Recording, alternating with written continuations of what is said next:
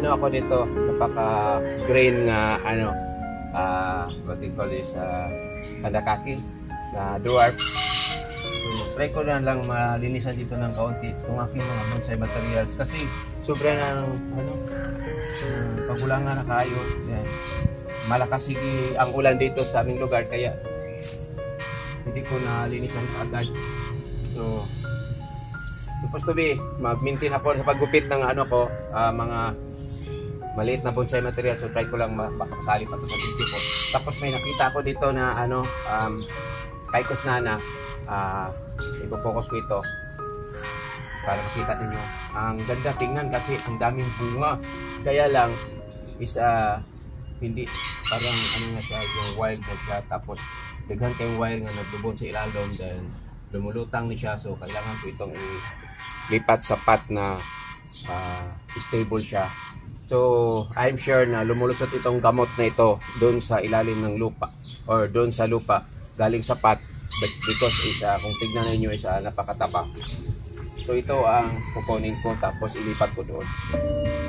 Para ito na naman ang trabahuin ko. So putulin ko itong ugat. Yan, napakalaki palang ugat dito sa ilalim. Lumulusot.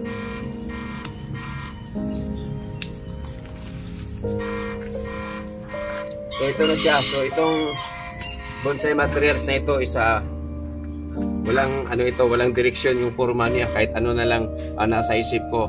So try ko na lang may forma tapos tanggalan ko na ito ng ano, mga wire kasi naglulubunan na.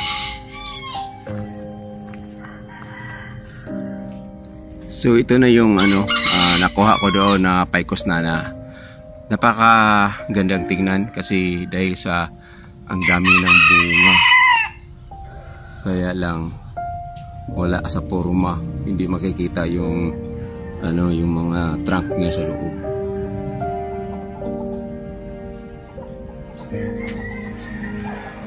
So napakagandang tingnan dahil sa sobrang dami ng bunga niya. Kaya napilitan ko tuloy na videohan para may souvenir ako. Tapos alam ko naman na ang mangyari nito ngayon is tanggalin ko lahat itong dahon. So try ko maiwan itong bunga para mabidyohan ko na naman ulit. So first time in my making of bonsai nga nagkaroon ako ng Picus nana na ganito karami yung bunga. Mostly mga Picus nana ko doon, di man mamunga. Ito lang. So nagustuhan siguro niya yung lugar niya kung saan siya nakapwesto. So ngayon, magsimula na ako magtanggal ng dahon dito para matanggal ko na itong mga wire, itong Picus nana bonsai materials ko. So ngayon, magsimula na ako magtanggal ng dahon. Try ko muna nga hindi tanggalin itong mga bunga para makita. Sana hindi malaglag. Tanggalin ko muna itong mga dahon para pagtanggal ko itong mga wire, hindi ako mahirapan kasi hindi mo kung man ano patingon ng kuan wire kasi sayang man i-recycle ko. So hindi pa ako magtanggal ng mga sangang hindi dapat kasi i-observe ko pa lang muna or tignan ko pa lang muna kung kailangan bang tanggalin yung mga sangang hindi dapat. Kung matanggal na ito lahat ng dahon, baka may babaguhin na naman ako sa forma nito.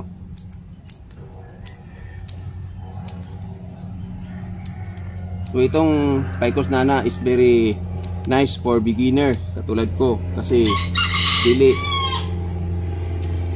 lisod buhion tapos matagal lang malaki.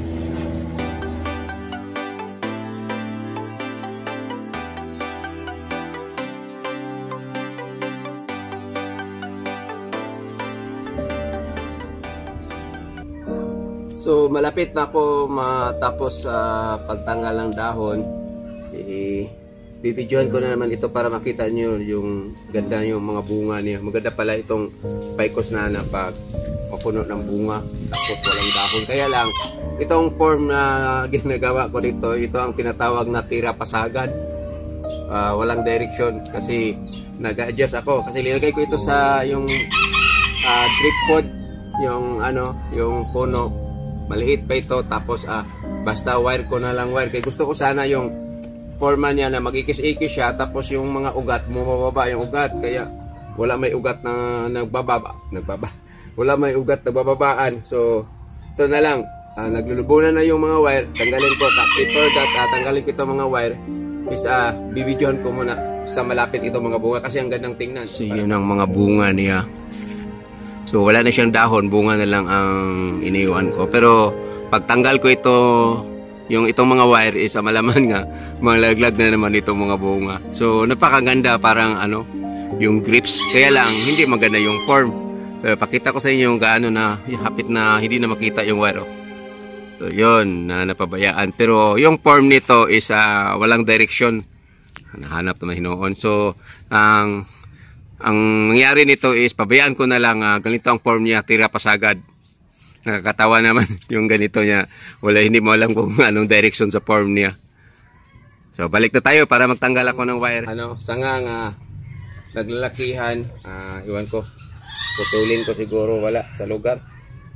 Lumalabas siya sa area. Tapos ang gawin ko dito is yung mga sanga na hindi masyadong mataas, yun ang ipasasayaw-sayaw ko kasi ang gusto ko sana yung goal ko nitong bonsai materials na ito is isayaw-sayaw lahat yung mga sanga kasi mas I prepared na walang dahon itong Picos nana dahil mahirap paliitin ng sobra ang dahon nito.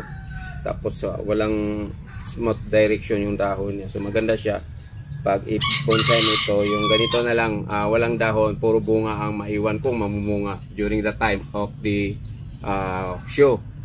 So ano naman ikuan siya na to. Ilaglag muna natin itong mga dahon.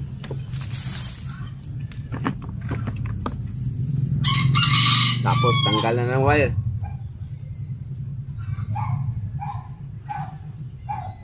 Natapos ko na tanggalan ng wire. So ngayon is nalibog pa ko or nalilito pa ko kung anong dapat kong iporma nito kasi ang unang form ko nito pag ganyan. Tapos pag ganyan kailangan may marami akong sangang tatanggalin or yung mga ibang kuan area nga tatanggalin. So naisip ko na maghanap ako ng pot pala.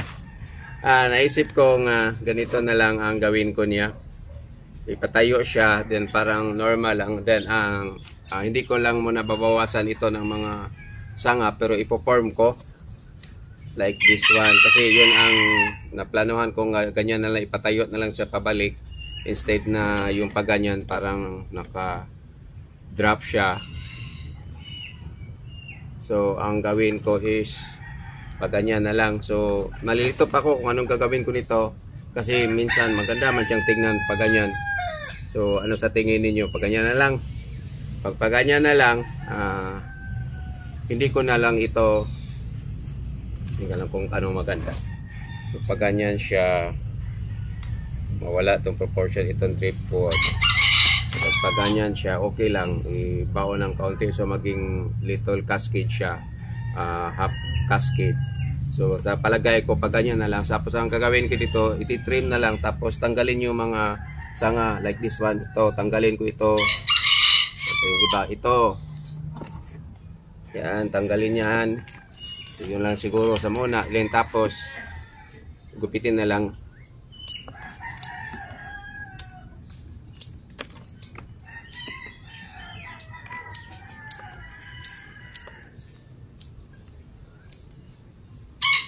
Sinina na ako na pero gunting. So yan ang ipoforma ko sa kanya. Tapos i-wire ko. Then yung mga sanga-sangang ginagmay, ibabaloktot ko na naman para masayaw-sayaw. So yan na lang ang forma niya. Balik. Pero maghanap ako ng pot kaya hindi ko mapatuloy itong paggagawa or pag-form ko nito kasi pangit. Alam ko naman pag pangit walang manunood, lalo nang walang manunood kung ituloy ko ito. So ipapakita ko lang sa inyo ito kung maging maganda na ito. So for this morning, ito lang muna ang masishare ko na isa sa mga bonsai materials ko na doon natagpuan ko habang naglilinis ako doon sa likuran ng aming bahay. So again, maraming salamat sa panonood. God bless you all. Have a nice noon ahead of you. Bye bye.